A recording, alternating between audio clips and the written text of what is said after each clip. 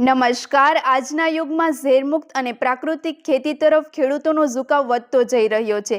અમરેલી જિલ્લાના સાવરકુંડલા તાલુકાના જેજાદ ગામના પ્રગતિશીલ ખેડૂત હરેશ દેગડાએ પ્રાકૃતિક ગાય આધારિત પંચસ્તરીય ખેતી દ્વારા નોંધપાત્ર સફળતા મેળવી। માત્ર 7 વીઘા જમીનમાં શેરડી સાથે કેળા, કેરી, જામફળ, દાડમ અને બોર જેવા પાકોની ખેતી કરીને તેઓ વાર્ષિક 15 લાખ રૂપિયાથી વધુની આવક મેળવે છે।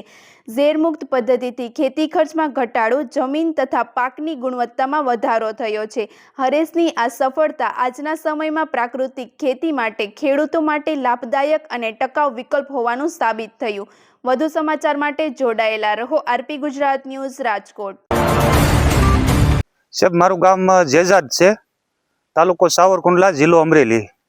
મારું નામ હરેશભાઈ ભીમજીભાઈ દેંગડા।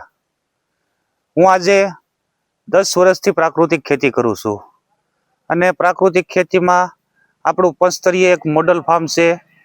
પછી મેન પાક મારો જે ખેતી ઉત્પાદનમાં કાળી શેરડીનો છે, તો કાળી શેરડી આજે હું 5 વર્ષથી વાવું છું અને કાળી શેરડીમાં સારામાં સારું રહે છે।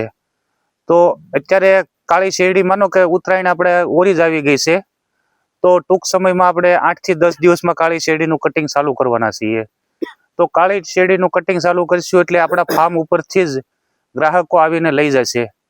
તો આપણે કાળી શેરડી જે છે એ રિટેલમાં 450 થી 500 રૂપિયાની મણ વેચતા હોઈએ છીએ અને હોલસેલમાં કોઈ લેવા આવે તો એને આપણે 350, 300, 350માં 5 હોટી શેરડી આપતા હોઈએ છીએ। સાહેબ, એક વીઘે શેરડીનું 400 થી 450 મણનું ઉત્પાદન આવે છે અને આમ આપણે ગણતરી કરીએ ને તો 2.5 થી 3 લાખનો વીઘો શેરડીમાં મળી જતો હોય છે। એટલે આપણે બીજા પાકો જે વાવીએ છીએ, કપાસ છે, સિંગ છે, એના કરતાં શેરડીમાં સારામાં સારું રહે છે। અને આજે હું 10 વર્ષથી જે પ્રાકૃતિક ખેતી કરું છું, તો વધારાનો મારે કોઈ ડીએપી, ઉરિયા જે રાસાયણિક ખાતરો છે કે પેસ્ટિસાઇડ દવા છે એનો ખર્ચ લાગતો નથી। તો અમે એમાં પાયામાં ઘનજીવામૃત આપતા હોઈએ છીએ। પછી 1-2 પાણે અમે પીએ તે જીવામૃત આપતા હોઈએ છીએ। તો જીવામૃતથી શેરડી અમે બનાવીએ છીએ અને સમય જતા પહેલા તો લોકો કોઈ માન્ય કરતા નહીં, પણ હવે સમય જતા ગ્રાહકોની માંગ વધી છે કે નહીં, આપણે ખાવું તો પ્રાકૃતિક જ ખાવું। ઘણા લોકો બનાવતા હોય છે પણ પ્રાકૃતિકનો આગ્રહ વધારે રાખતા હોય છે। પંચસ્તરી પાકમાં બીજા કયા પાક?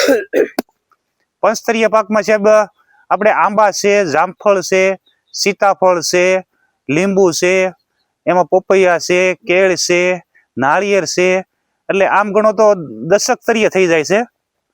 એટલે પંચસ્તરીય મોડલમાં ઘણા પાકો છે, આપણે બોરડી છે,